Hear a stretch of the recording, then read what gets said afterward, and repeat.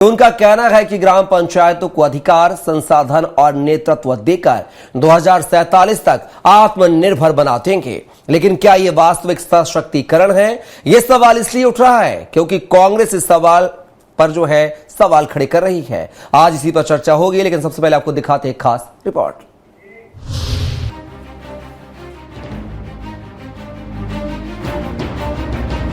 भोपाल के खुशबाऊ ठाकरे सभागार में मुख्यमंत्री मोहन यादव ने दीप प्रज्वलित कर कार्यशाला की शुरुआत की। इस कार्यशाला में 2000 से ज्यादा सरपंच, सचिव और अधिकारी हिस्सा ले रहे हैं। सरकार का दावा है कि पंचायतों को 25 लाख तक के विकास कार्य की अनुमति दी जा रही है। जल संरक्षण, वाटरशेड और प्राकृतिक स्रोतों पर फोकस है, तो वहीं कुटीर उद्योग से गाँव में रोजगार पैदा होंगे। अब पंचायतें खुद अपना मास्टर प्लान बनाएंगी। मुख्यमंत्री ने इस मौके पर कहा कि विकास की गाथा अब गांव की चौपाल से लिखी जाएगी। कि जिला पंचायत के उपाध्यक्ष और जनपद के उपाध्यक्ष जो शिक्षा समिति के अध्यक्ष होते हैं, ये जब शिक्षा विभाग में जाएं, शिक्षा संस्थान को देखें, तो इनका दौरा प्रभावी बने। शासन उसको गंभीरता से लेगा, उनके बताए गए सुझाव पे भी अमल करेगा और उनके माध्यम से हमारे शैक्षणिक गुणवत्ता के लिए जो बेहतर हो सकता है वो सब करेंगे। मध्य प्रदेश सरकार इसे विकास का नया अध्याय बता रही है। तो वहीं कार्यक्रम में ग्रामीण विकास मंत्री प्रहलाद पटेल और राज्य मंत्री राधा सिंह भी मौजूद रही। सरकार का दावा है कि ये सिर्फ पंचायत नहीं, आत्मनिर्भर मध्य प्रदेश की शुरुआत है। ग्रामीण विकास के बारे में जो अवधारणा इस देश की राजनीति में दी, अगर स्वदेशी विचार की दृष्टि से हम देखें, चाहे वो राजनीतिक विचार हो, चाहे वो आर्थिक विचार हो, चाहे सामाजिक समरसता का विचार हो, उसमें पंचायती राज को अहम माना गया।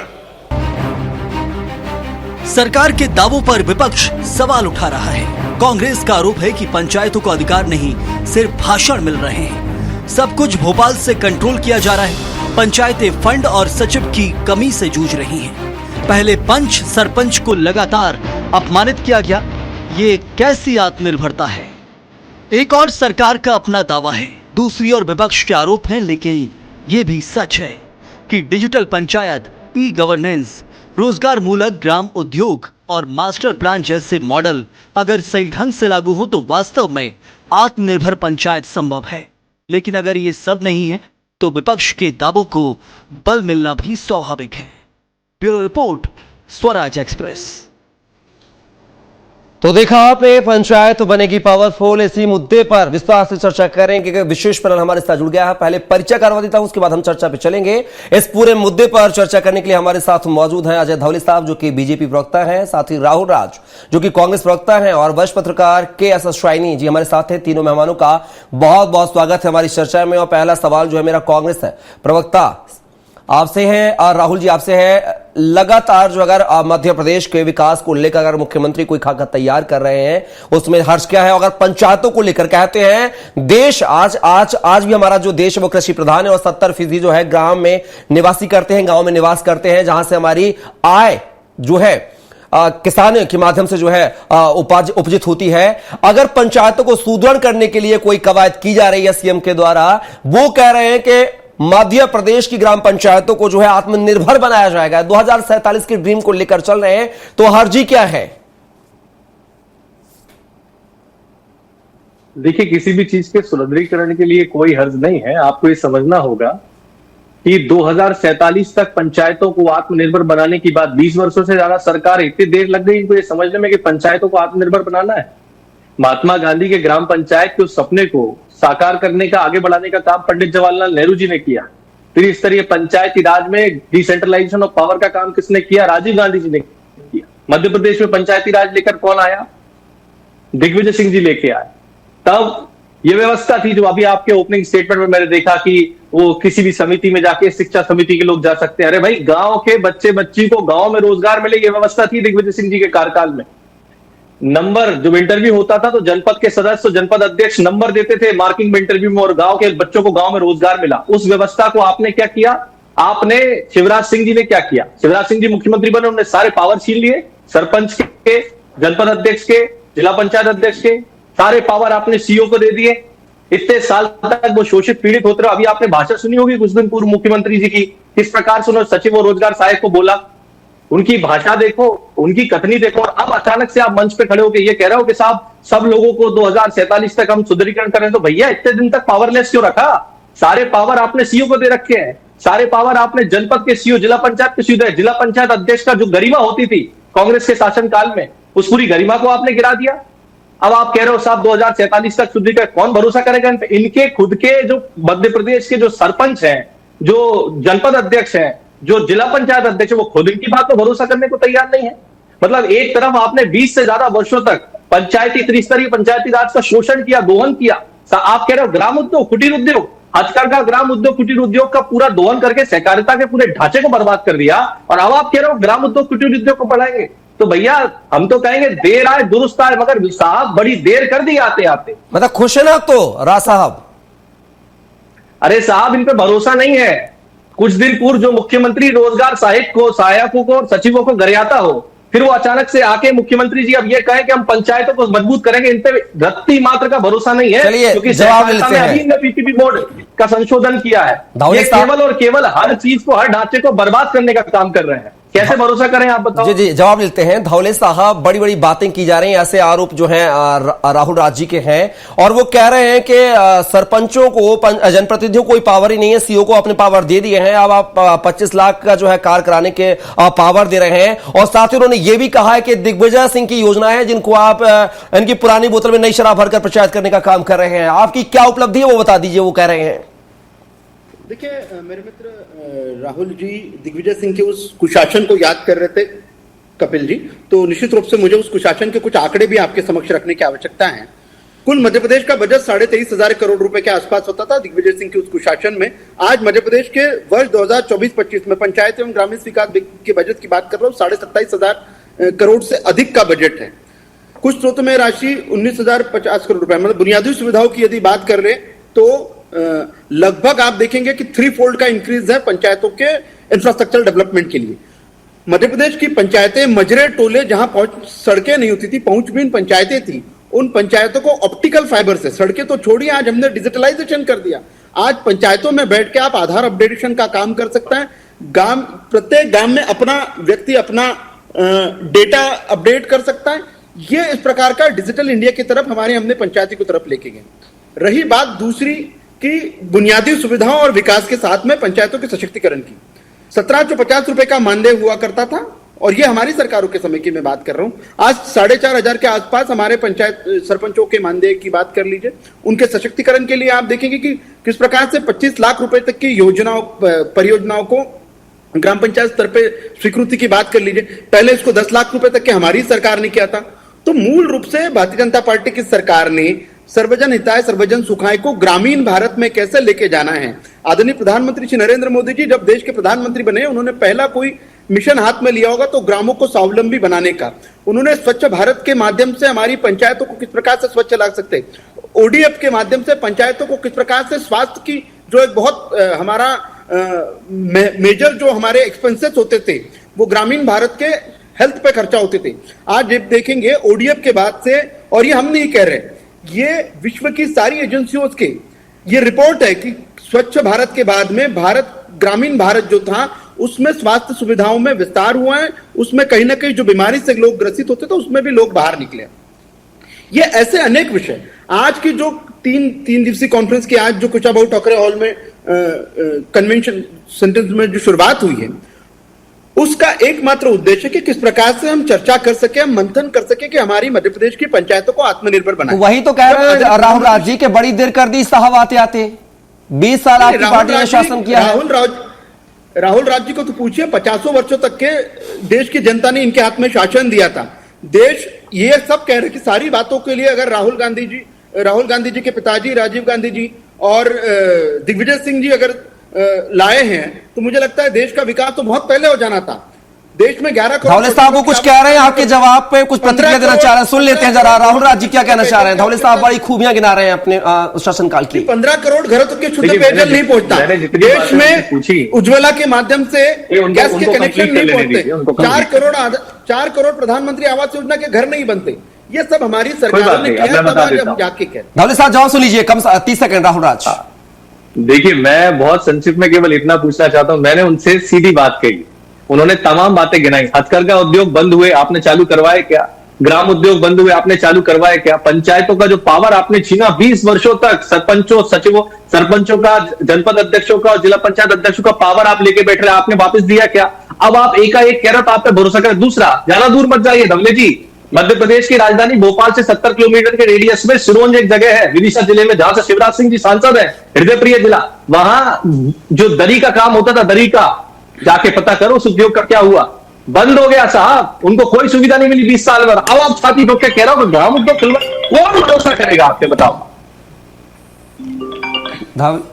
धवले साहब, भरोसा कौन करेगा? उन्होंने आपके तमाम सवाल निशान खड़े कर दिए, आपके जो वादों का पुलिंदा है। हाँ कपिल जी, मध्य प्रदेश की जनता बार बार भरोसा करती है, जनादेश के माध्यम से उस भरोसे को प्रतिपादित भी करती है। राहुल राज्य इस बात को भली भांति जान ले कि यही मध्य प्रदेश की पंचायत है, यही मध्य प्रदेश की जनता है जो बार बार भारतीय जनता पार्टी के सुशासन पर विश्वास रखती है। एक होता है शासन जिसने गुड गवर्नेंस के प्रतिपादनों को स्थापित कर दिया है, जीरो टॉलरेंस की नीति के माध्यम से भ्रष्टाचार जैसे विषय होते थे पंचायतों में, उन विषयों को हमने रोका है। मैंने ऑप्टिकल फाइबर का एक छोटा सा उदाहरण दूंगा, जहां देश के वित्त मंत्री सदन में खड़े होकर कहते थे कि इस देश में वाईफाई नहीं है, इस देश में इंटरनेट नहीं है, लोग कैसे डिजिटल पेमेंट करेंगे। हमारी सरकारों ने आज उन गांवों में जाइए, पंचायतों में जाइए, वो पंचायतें भी इसलिए आत्मनिर्भर बन रही है कि वहां भी डिजिटल पेमेंट के माध्यम से कहीं ना कहीं सशक्तिकरण का एक नया पैमाना स्थापित किया जा रहा है। तो जो कहीं लफ्ज़ होते तो जो 1 रुपया आपने राजीव गांधी जी का उदाहरण गिनाया। राजीव गांधी जी सार्वजनिक मंचों से कहते हैं कि मैं 1 रुपया अधिक केंद्र से भेज रहा हूं, तो राजीव गांधी जी के द्वारा लाए गए कंप्यूटर का विरोध करते थे आप लोग संसद में। आज आप डिजिटलाइजेशन की बात कर रहे हैं, बड़ा अच्छा लग रहा है मुझे। नहीं, मैं आप तो बात सुनिए, राजीव गांधी जी ने कहा था कि मैं 1 रुपया भेज रहा हूं। नहीं, मैं भी राजीव गांधी जी को याद कर रहा हूं। देश के बजट का लैप्स होता था, आप सब जानते कहां लैप्स होता था। आज तो हम इंश्योर कर रहे कि पूरा डीबीटी के तो राजीव गांधी जी के द्वारा लाया गया डिजिटलाइजेशन कंप्यूटर का विरोध कौन करता था? आप ही लोग तो करते थे, और आज आप खुद कह रहे हो ऑप्टिकल फाइबर जा रहा है। राहुल राजी, पी चिदंबरम, ऐसा नहीं होता है ना। जिस व्यक्ति ने जो काम अच्छा किया है उसका क्रेडिट तो उसको देना नहीं है। दूसरा, आप ये कह रहे सबम ने किया, तो मैं कैसे मान लूंगा? को कागजों पे लाना, डिजिटलाइजेशन को वास्तव में एग्जीक्यूट करना। आप लोगों ने कंप्यूटर राजीव गांधी लाए हिंदुस्तान में, इसका विरोध भाजपा ने किया। ये तो संसद के पटल पे दर्ज है। कोई कह रहा है 2014 के दशक में आपके वित्त मंत्री जी का स्टेटमेंट सुन लीजिए, क्या था कि इस देश में नेटवर्क नहीं है। जी, मैं तो 2014 से पहले की बात कर रहा हूँ। राजीव जी के कार्यकाल की आपने कहा, तो मैंने आपको उस समय का उल्लेख किया। पटल पे दर्ज है। कंप्यूटर का विरोध करने वाले आज अगर ये कहें कि डिजिटलाइजेशन हो रहा है पंचायतों का, तो मैं तो ये पूछ रहा हूँ, सिंगल क्लिक से किसानों को पैसा आज तक आ नहीं पा रहा। राहुल जी और धौले जी दोनों को रोकना चाहूंगा, राहुल जी और धौले दोनों को रोकना चाहूंगा। धौले जी, बात तो सही है, कहीं ना कहीं कई मुद्दों पर आप सवाल खड़े करते हैं, फिर वही काम अपनाते हैं, चाहे वो जैसा कि राहुल राज कह रहे हैं कंप्यूटर को लेकर बात कर रहे हैं, एफडीआई को लेकर भी विरोध किया था, एसआईआर को लेकर विरोध किया था, कई चीजों पर आपने विरोध किया, फिर लेकिन कराया आप नहीं है। चलिए आप बातें गिना दीजिए, किन किन बातों का हमने विरोध किया था। एसआईआर का भारतीय जनता पार्टी ने कभी विरोध किया? मतलब जो सर्वे कराने की बात कही थी, जो 11 साल में सर्वे होते हैं, उसको लेकर आप लोगों ने कहां कराया था? अभी राहुल गांधी ने जब प्रेस कॉन्फ्रेंस की, उसके बाद आपने बिहार से शुरुआत की है एसआईआर को लेकर। नहीं, मुझे यही लगता है भारतीय जनता पार्टी ने शुरुआत की है। देश के चुनाव आयोग एक संविधान, शुरुआत आपने की, ऐसा नहीं, बात उन्होंने उठाई थी। मैं ये बोल रहा हूं कि आप लोग जो है मतलब पहले वो बात उठाते हैं, फिर बाद में आप लोग ये अमल करते हैं। हालांकि मैं आपसे दोबारा करूंगा, केस साइनी में करूंगा, आ रहा हूं, थोड़े सवाल के पास आ रहा हूं। शाइनी जी, क्या लगता है जिस तरीके से आज भोपाल में जो है महापंचायतों का जो है पंचायत प्रतिनिधियों का जो एक सम्मेलन किया गया है, क्या लगता है 2047 का जो रोड मैप तैयार किया गया है उसको लेकर क्या ये सही रोड मैप है? जिस तरह के राहुल राज आरोप लगा रहे हैं कि 2047 यानी 11 साल बात की आप बातें कर रहे हैं, अभी सरकार आपकी अभी क्यों नहीं डिसीजन? 11 साल का लंबा इंतजार क्यों और 20 साल सरकार को हो गए हैं? क्या लगता है सरकार के जो वादे, सरकार जो वादे कर रहे हैं, मुख्यमंत्री जो वादे कर रहे हैं, वो क्या वास्तविकता में ग्राम पंचायतों को क्या जो है सुदृढ़ करेंगे? कपिल जी, जाकी रहे भावना जैसी, प्रभु मुहूर्त दिखे तन तैसी। तो जिसको जब आप जैसे देखते हो आपको वैसे ही दिखता है। तो जो अभी जो रोड मैप रखा है, जैसे आपने कहा कि 47 की क्यों बात कर रहे हैं, तो मेरे ख्याल से हमेशा रोड मैप तो लंबा ही बनता है। आप एक दो शॉर्ट साइटेड वो नहीं रख सकते हो। रोड मैप लंबा बनना चाहिए, तभी कार्य होता है।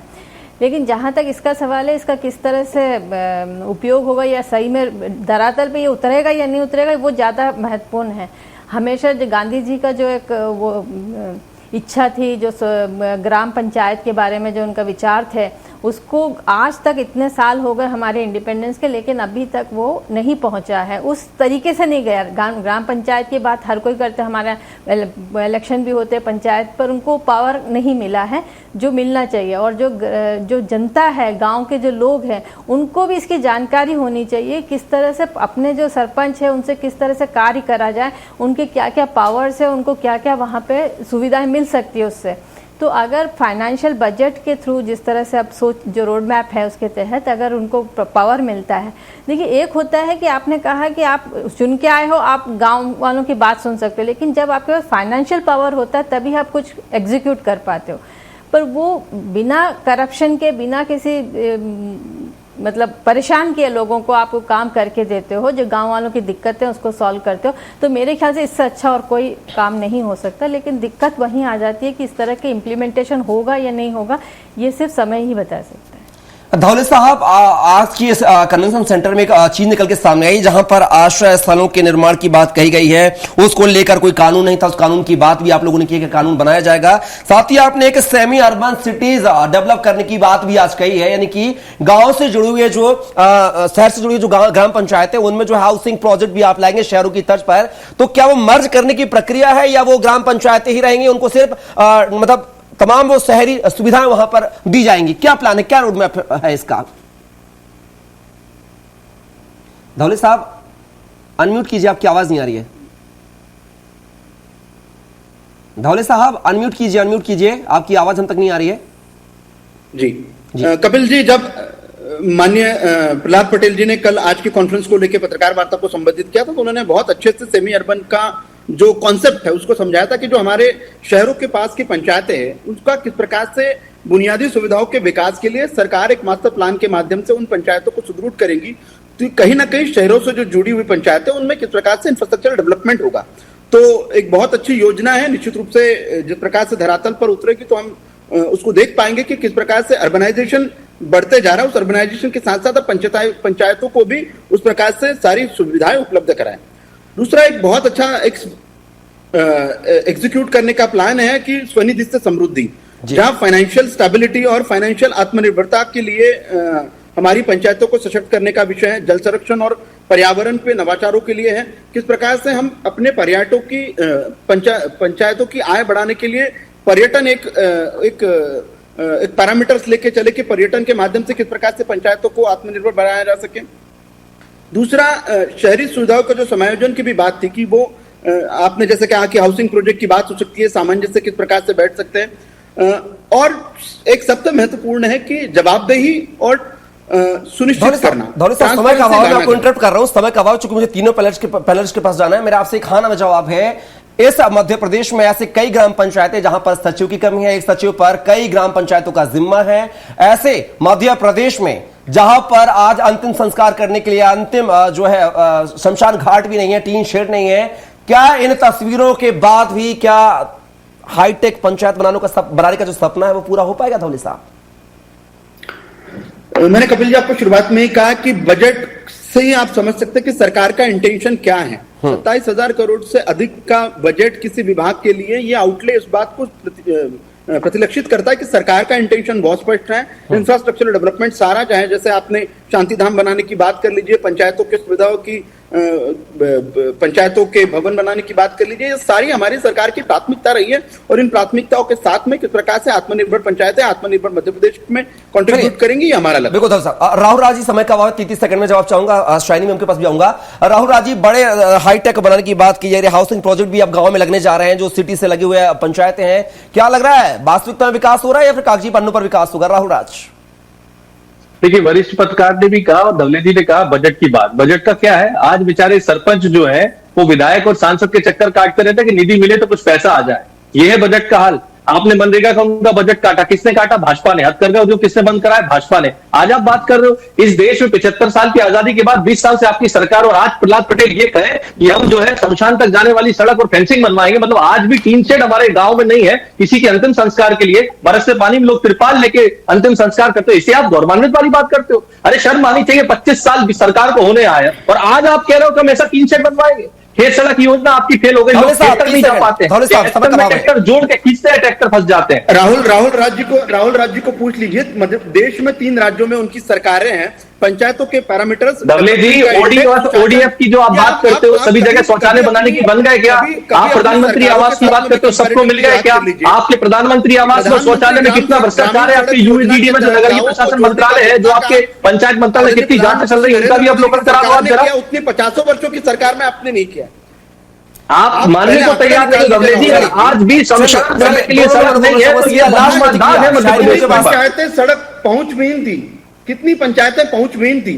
प्रधानमंत्री ग्रामीण सड़क योजना 2.0 सत्य को स्वीकारना होगा। अगर किसान खेत तक नहीं पहुंचा रहा है और मृत व्यक्ति के शमशान घाट तक जाने की सड़क नहीं है, तो पंचायत का विकास नहीं हुआ है। राहुल राज जी, धवले जी, समय का सीधी लाश, अंतिम प्रतिक्रिया शाइनी उनके पास। शाइनी जी, क्या लगता है, जिस तरीके से बड़े बड़े वादे दावे किए जा रहे हैं, लेकिन हकीकत यह है कि हमारे प्रदेश की अभी कई पंचायतें ऐसी हैं जहां पर शमशान घाट के लिए भी अंतिम संस्कार त्रिपाल में किया जाता। हमने खुद खबरें दिखाई हैं। क्या लगता है, सचिवों की कमी से जूझ रहा मध्य प्रदेश, एक सचिव के ऊपर 6 ग्राम पंचायतों का प्रभार है, ऐसे में क्या 2047 का सपना जो है, क्या वो पूरा हो पाएगा तय समय में? कपिल जी, अगर हम पीछे जाके देखें तो हमारा जो दिखाई देता, जिस तरह से हमारे गांव हैं आज, जो वहाँ पे गांव के जो लोग हैं उनको शिक्षा की व्यवस्था, अस्पतालों की व्यवस्था, अभी भी बच्चे लोग नदी जो है वो पार करने के लिए उनके पास रोड नहीं है, वो लकड़ी के ऊपर चल के, हमने ऐसे कई तस्वीर देखे हैं, कई वीडियो देखे हैं, और कई ऐसे जगह जहाँ सड़क नहीं है। शिवराज जी को खुद उठा के ले गए थे, एक तस्वीर बहुत वायरल हुआ था। तो गाँव की हालत तो बहुत खराब है, इतने साल में कुछ हुआ नहीं। अब ये बहुत नेगेटिव वे से नहीं चल सकते कि नहीं आने वाले समय में भी ऐसे ही रहेगा, नहीं, जरूरी नहीं है। लेकिन जो हम जो अपना हिस्ट्री है उससे देख के हम अपना फ्यूचर के बारे में सोचते हैं, तो जहां तक हमारे पास पिछला हम देखते हैं तो बहुत काम हुआ है, ऐसा नहीं हुआ, लेकिन बहुत स्लो हुआ है। हमें जो काम करना है, अगर हमें सचमुच 2047 तक भारत को वो बनाना है विकसित, और मध्य प्रदेश को उसमें स्वर्णिम राज्य बनाना है, तो हमें स्पीड और स्केल से काम करना होगा। जो भी रोड मैप बनता है उसको उसमें स्पीड होनी चाहिए, उसमें स्केल होनी चाहिए, उसमें क्वालिटी होनी चाहिए, उसमें ईमानदारी होनी चाहिए, उसमें इंटेंशन सही होना चाहिए। अगर ये 4-5 इंग्रेडिएंट्स हो तो कोई हमें नहीं रोक सकता उस चीज को पूरा करने से, लेकिन ये होना बहुत जरूरी है। सिर्फ खाना पूर्ति के लिए सिर्फ 3 दिन का सेमिनार कर लिया, वहां पे पेपर्स रख लिया, कागजी पूर्ति करने से नहीं हो पाएगा। बिल्कुल, कहीं ना कहीं अगर घोषणाएं होती, अगर उनको सही तरीके से अमली जामा पहना जाए, तो ये जो घोषणाएं हैं जो वो कागजी पन्नों की जगह जो है वास्तविकता में तब्दील होती नजर आएंगी। फिलहाल इस चर्चा में हिस्सा बनने के लिए अजय धवले साहब आपका, राहुल राज जी आपका, साथी KS शाइनी जी आपका बहुत शुक्रिया, धन्यवाद। तो मध्य प्रदेश के विकास को लेकर 2047 के रोड मैप को लेकर तैयारी की जा रही है, लेकिन क्या ये घोषणाएं जो आज की जा रही हैं कुशाभाऊ ठाकरे भवन से 2047 मध्य प्रदेश विकसित मध्य प्रदेश को लेकर, ये कितना कारगर साबित होगी? क्या अधिकारी कर्मचारी से लेकर जो जनप्रतिनिधि हैं गांव के, क्या वो इस विकास में अपनी मुख्य धारा में जोड़ने की जो है कोशिश करेंगे? क्या इस विकास को पुरजोर जो है प्रोत्साहन देने की बात करेंगे? ये देखना दिलचस्प होगा। या फिर कहते हैं ना कि जाता 10 रुपए है लेकिन पहुंचता 1 रुपए है, क्या वो तस्वीर भी नजर आएगी? फिलहाल के लिए बस इतना ही। आप बने रहिए स्वराज एक्सप्रेस के साथ। नमस्कार।